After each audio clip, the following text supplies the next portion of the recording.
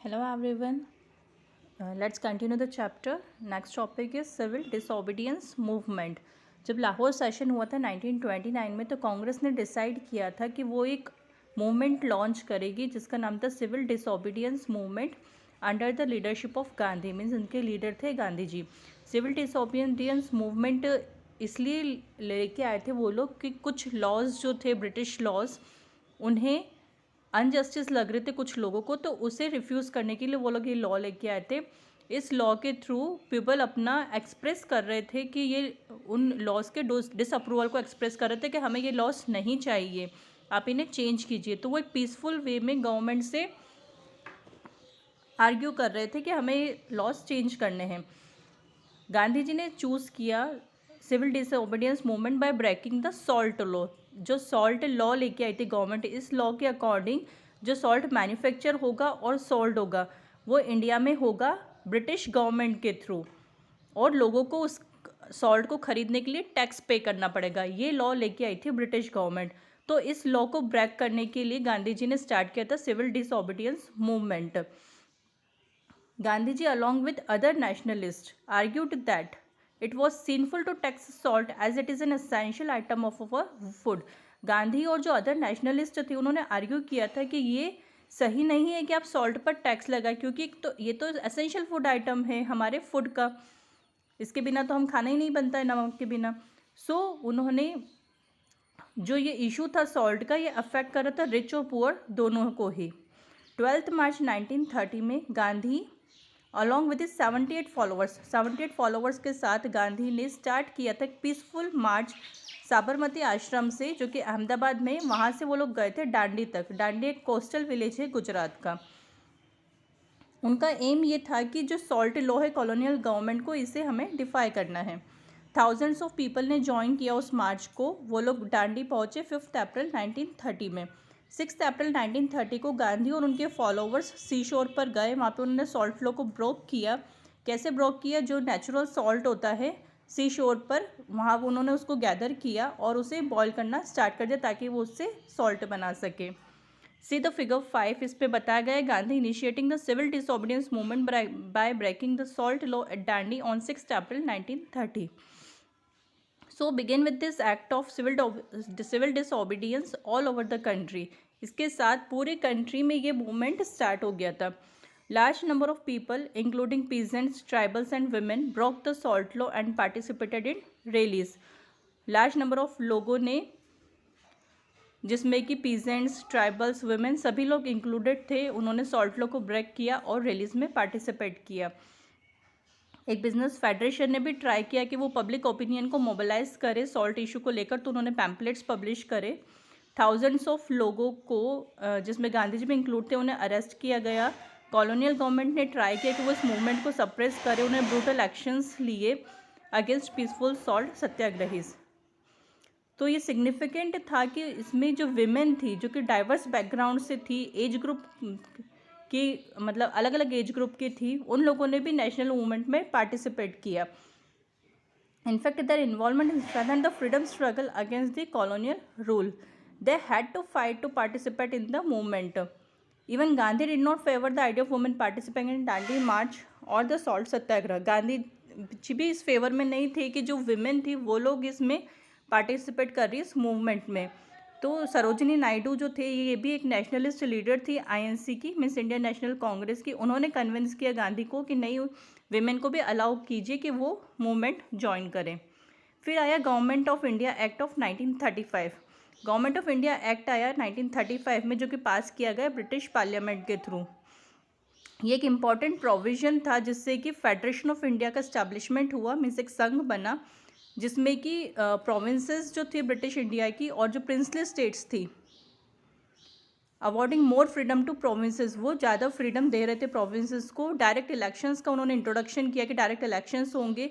Number of voters increase किए गए, जिसमें कि विमेन को भी इंक्लूड किया गया। गवर्नमेंट ने अनाउंस किया इलेक्शन प्रोविंशियल लेजिस्लेचर 1937 में, मीन्स प्रोविंशियल इलेक्शंस होने थे 1937 में। इस इलेक्शन में Congress manage to form government in 7 out of 11 provinces, means 11 provinces में से 7 प्रोविंसेस में कांग्रेस जीत गई। सितंबर 1939 में सेकेंड वर्ल्ड वॉर हुआ। कांग्रेस लीडर एग्री हो गए कि वो ब्रिटिशर्स को सपोर्ट करेंगे इस वॉर में, लेकिन बदले में उन्हें कंप्लीट इंडिपेंडेंस चाहिए थी। मीन्स जो कांग्रेस लीडर्स थे उन्होंने कहा कि आप हमें पूरी आज़ादी दे दीजिए, कंप्लीट इंडिपेंडेंस दे दीजिए, उसके बदले में हम आपको सेकेंड वर्ल्ड वॉर में हेल्प करेंगे, सपोर्ट करेंगे। लेकिन ब्रिटिशर्स ने रिफ्यूज़ कर दिया इस डिमांड को, सो कांग्रेस ने रिज़ाइन कर दिया अपनी मिनिस्ट्रीज से। देन आई इंडियन नेशनल आर्मी। इस पॉइंट पर सुभाष चंद्र बोस ने कांग्रेस को लेफ्ट कर दिया था 1939 में, क्योंकि उनके गांधी से डिफरेंसेस थे। उन्होंने अपने एफर्ट्स लगाए, उन्होंने फ्रीडम के लिए फ़ाइट किया अपनी कंट्री के लिए। जनवरी 1941 में वो कैलकाटा होम से भाग गए, जहाँ पे उन्हें हाउस अरेस्ट किया गया था ब्रिटिशर्स के थ्रू। तो वो अपने घर से भाग गए, वो फिर गए जर्मनी, वहाँ से फिर वो सिंगापुर गए। He revived Azad Hind force also known as Indian National Army. उन्होंने वहाँ पर इंडियन नेशनल आर्मी को ज्वाइन किया, जिसका एम था कि हमें ब्रिटिशर कंट्रोल से इंडिपेंडेंस चाहिए। INA comprised of Indian soldiers. उसमें कौन कौन थे? इंडियन सोल्जर्स थे जो कि सिंगापुर में कैप्चर किए गए थे जब जापान से वो लोग डिफीट हो गए थे। ऑन 14 अप्रैल 1944 में INA liberated Moirang village in Manipur, but its attempt to invade India through Imphal and Kohima were foiled by British forces. 14 April 1944 में INA ने मणिपुर के विलेज से इन्वाइट करना स्टार्ट किया, लेकिन इम्फाल और कोहिमा में वो ब्रिटिश फोर्सेस ने उन्हें रोक दिया। जो सोल्जर्स थे INA के, उन्हें अरेस्ट किया गया और उन्हें कोर्ट में ट्रायल के लिए सेंड किया गया। देन आया क्विट इंडिया मूवमेंट 1942 में। 8 अगस्त 1942 को जब सेकेंड वर्ल्ड वॉर चल रही थी, तब all India national Congress committee की मीटिंग थी बॉम्बे में। उन्होंने एक रिजोल्यूशन पास किया कि हमें इमीडिएट विड्रॉल चाहिए ब्रिटिश पावर से। उन्होंने डिसाइड किया कि कोई नॉन वायलेंट मास स्ट्रगल करेंगे बिग स्केल पे इंडियाज़ के इंडिपेंडेंस के लिए। स्ट्रगल को उन्होंने नाम दिया क्विट इंडिया मूवमेंट। अभी जो क्विट इंडिया मूवमेंट था ये नॉन वायलेंट था। Non cooperation and civil disobedient movement के बाद में ये थर्ड ग्रेट मास था। मीन्स जो दो बड़े बड़े मूवमेंट हुए थे, एक नॉन कॉपरेशन मूवमेंट हुआ, सिविल डिसओबीडियंस मूवमेंट हुआ, उसके So after non-cooperation and civil disobedience movement, the third great mass struggle for freedom of India started in 1942. तो नॉन कॉपरेशन और सिविल डिसओबीडियंट मूवमेंट के बाद ये थर्ड ग्रेट मास struggle था freedom के लिए, जो कि 1942 में स्टार्ट हुआ था और इसको नेम दिया गया था quit India movement. Gandhi ji ने इस मूवमेंट के अंदर मंत्र दिया था डू और डाई, जियो या मरो, और पीपल से रिक्वेस्ट की थी कि या तो आप फ्री हो जाओ या इस अटेम्प्ट में मर जाओ, आइदर बी फ्री और डाई इन द अटेम्प्ट। 9 अगस्त 1942 को Gandhi and other leaders Congress के अरेस्ट हुए थे और कांग्रेस को बैन कर दिया गया था। लेकिन ये मूवमेंट कंटिन्यू रहा, पूरे कंट्री में ये फैल चुका था। जो पीजेंट्स थे, यूथ थे, वो लोग पार्टिसिपेट किए उन लोगों ने इस मूवमेंट में लार्ज नंबर्स में।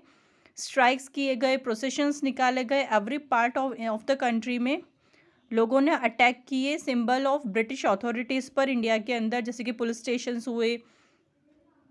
उन्होंने मोड्स ऑफ कम्युनिकेशन को डैमेज किया, जैसे कि railway lines, post offices, telegraphs.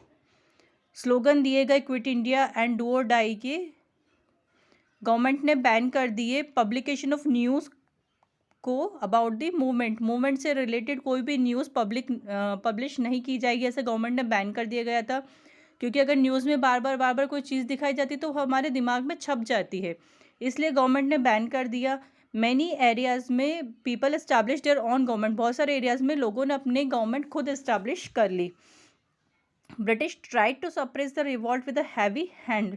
Britishers ने बहुत ज़्यादा ट्राई किया उस रिवॉल्ट को सप्रेस करने के लिए। एंड ऑफ 1943 तक मोर देन 90,000 पीपल को अरेस्ट किया गया और 1,000 लोग पुलिस फायरिंग में मर चुके थे। जो ब्रुटैलिटीज़ थी कॉलोनियल गवर्नमेंट की, वो इतनी ज़्यादा बढ़ गई थी कि उन्होंने मशीन गन क्राउड के ऑर्डर दे दिए थे कि एयरप्लेन से मशीन गन क्राउड्स पे फायर किया जाए। Imprisoned leaders were not release from jails until 1945 तक जो लीडर्स जिन्हें अरेस्ट किया गया था उन्हें रिलीज नहीं किया गया।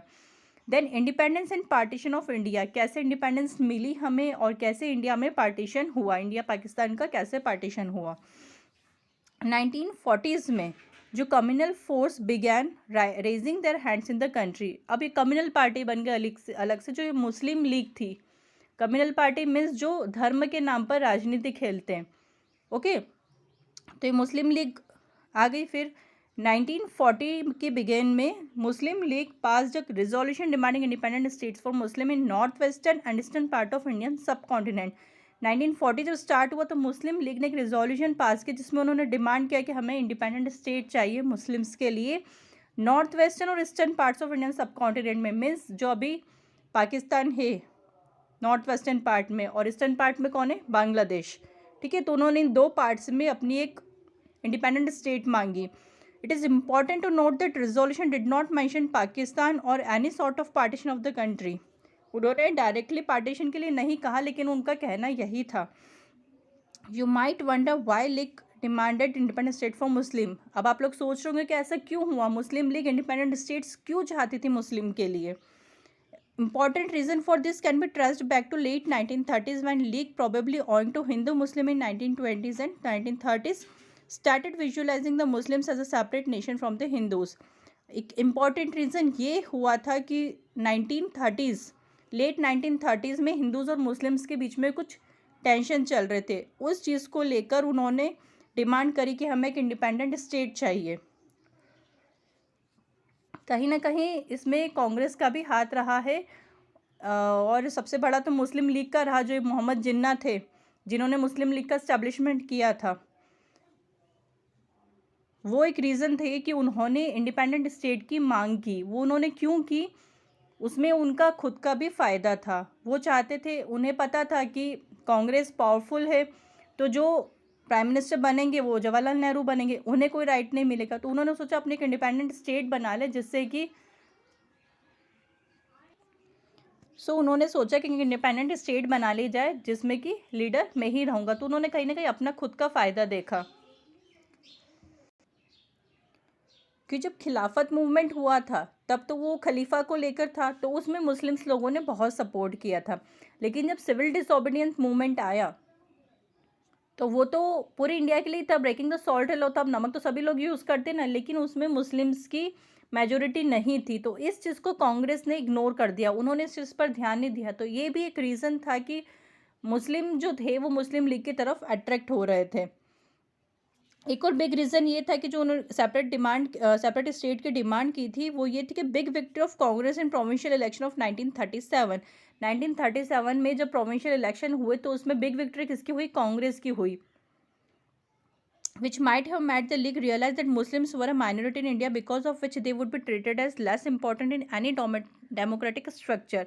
तो इससे मुस्लिम लीग को ये रियलाइज़ हुआ कि कांग्रेस ज़्यादा जीती है, मीन्स उनकी माइनॉरिटी ही रहेगी हमेशा, वो हमेशा सेकंड फिडल पर ही रहेंगे। इट फियर दैट मुस्लिम्स में never get enough representation in India's political system. तो उन्हें ये डर था कि जो मुस्लिम्स है उन्हें कभी भी उतना रिप्रेजेंटेशन नहीं मिलेगा इंडियन पॉलिटिकल सिस्टम में जितना कि उन्हें मिलना चाहिए। So League was further right when Congress did not accept its demand to form a joint Congress League government in United Provinces in 1937। अब मुस्लिम लीग ये चाहते थे कि कांग्रेस उन्हें एक जॉइंट कांग्रेस लीग गवर्नमेंट बना ले जिसमें कि उन्हें भी मेजोरिटी दी जाए, लेकिन कांग्रेस ने रिफ्यूज़ कर दी उनकी इस डिमांड को।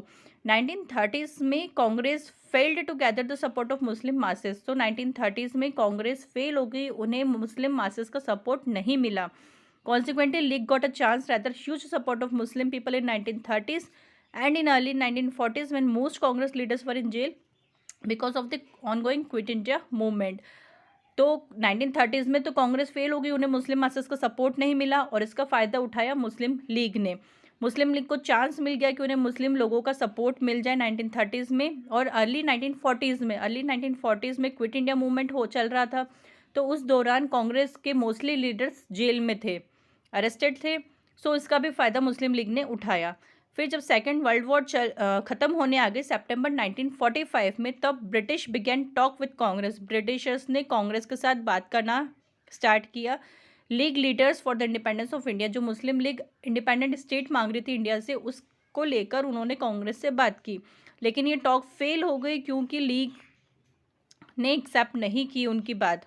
It was the only organization that represented the Muslim of India. वो उनका ये कहना था मुस्लिम लीग का कि हम ही पूरे मुस्लिम मास का रिप्रेजेंटेटिव हम ही हैं, लेकिन ऐसा नहीं था। कांग्रेस में बहुत सारे लीडर्स जो थे वो मुस्लिम थे, जैसे कि मौलाना अबुल कलाम आज़ाद जो थे वो कांग्रेस के लीडर थे, वो गांधी जी के साथ थे। उन्होंने ये सेपरेट नेशन की डिमांड को अपोज भी किया था। जो मुस्लिम लीग का कहना था कि हम ही रिप्रेजेंटेटिव है पूरे मुस्लिम, जितने भी नेशन में मुस्लिम से सबके, तो वो एक चीज़ गलत थी। कांग्रेस ने रिफ्यूज़ कर दी उनके इस क्लेम को, and still had support of a large, क्योंकि उनको बहुत सारे मुस्लिम लोगों का सपोर्ट था कांग्रेस को।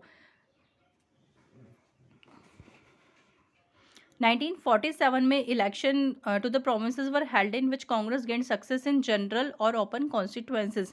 1947 में जब फिर से प्रोविंशियल इलेक्शन हुए तो कांग्रेस को सक्सेस मिली। League gained remarkable victory in seats reserved for Muslims. League को भी रिमार्केबल विक्ट्री मिली जो सीट्स रिजर्व थी मुस्लिम की उसमें। This prompted the league to continue with its demand for Pakistan. तो वो लीग ने अपनी डिमांड को कंटिन्यू रखा कि हमें अलग से पाकिस्तान चाहिए। In March 1946, British cabinet sent a 3-member cabinet mission to Delhi to look into a league's demand for Pakistan and to suggest a political framework for a free India. मार्च 1946 में British cabinet ने 3 members को भेजा cabinet mission के दिल्ली कि वो league demand जो है, leagues की डिमांड है पाकिस्तान के लिए, उस पर जाकर नज़र रखे और कुछ पॉलिटिकल फ्रेमवर्क सजेस्ट करे इंडिया को फ्री करने के लिए। मिशन सजेस्टेड दैट, क्या मिशन, उस मिशन में उन्होंने क्या सजेशंस दिए कि इंडिया को यूनाइटेड ही रहना चाहिए, उसे पार्टीशन नहीं करना चाहिए। उन्होंने ये भी सजेस्ट किया कि कांग्रेस को कुछ फ्रीडम मुस्लिम्स को दे देनी चाहिए।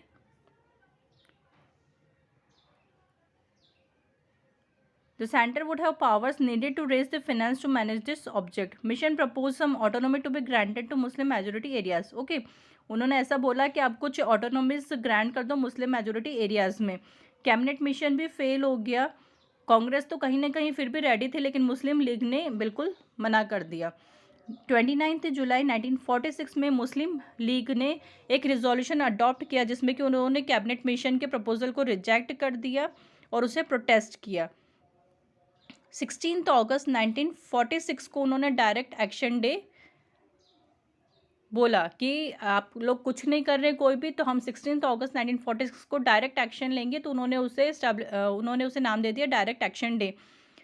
इस डे पर terrible communal riots broke out in Calcutta and lasted for almost a week. Means दंगे होना स्टार्ट हो गए। इसका सबसे बेस्ट एग्जाम्पल है, अगर आपने गदर मूवी देखी तो उसमें बताया है कि जब पार्टीशन के टाइम पे कितने दंगे हुए थे, कितने लोगों ने सफ़र किया था, इतने लोगों को मारा गया था, विमेन ने भी बहुत ज़्यादा सफ़र किया था। ये एक टेरिबल कम्युनल राइट्स हुए कैलकाटा में और ऑलमोस्ट अ वीक तक चले। Thousands were killed, property were ransacked, houses and shops were looted and burn and many were rendered homeless. Okay, from Calcutta violence spread to eastern Bengal. Calcutta से फिर वो वॉयलेंस फैल गया ईस्टर्न बंगाल, बिहार और यूनाइटेड प्रोविंसेस में भी। और मार्च 1947 में जो सेवरल पार्ट्स थे नॉर्दर्न इंडिया के, उन्हें कम्युनल राइट्स फेस करने पड़े। कम्युनल राइट्स मीन्स जो दंगे होते धर्म को लेकर वो। It was under this condition that lord Mountbatten became viceroy of India. इस कंडीशन में जो लॉर्ड माउंट बैटन थे वो वाइसरॉय थे इंडिया के। Due to widespread communal violence he provided a plan to partition India into 2 dominions. इतने ज़्यादा जो कम्युनल वायलेंस हो रहा था उसे देख के उन्होंने प्लान किया कि इंडिया को 2 डोमिनियंस में पार्टीशन डिवाइड कर देंगे, इंडिया और Pakistan. Based upon Mountbatten Plan, Indian Independence Act 1947 was passed by Parliament of United Kingdom that provided for the division of British India into 2 independent dominions of India and Pakistan. Okay, 1947 में उन्होंने Indian independence act पास किया जिसमें कि United kingdom parliament ने decision लिया कि British India को 2 independent states में डिवाइड कर देंगे, इंडिया एंड पाकिस्तान में। During partition, communal violence inflicted untold miseries on the people of both communities. Billions of people were forced to run away from their homes and take shelter in foreign land as refugees. Millions of लोगों को अपने घर छोड़कर ज़बरदस्ती जाना पड़ा, उन्हें foreign land में शेल्टर लेना पड़ा as a refugees. Partition brought social, cultural, and economical challenges for both India and Pakistan. Thus, the partition damped the joy of our country's independence from British rule. So, जो independence का Joy था उसके साथ साथ partition का pen भी था। Okay, ये जो इंडिपेंडेंस के टाइम पे जो इंडिया की सिचुएशन थी वो बताई गई है।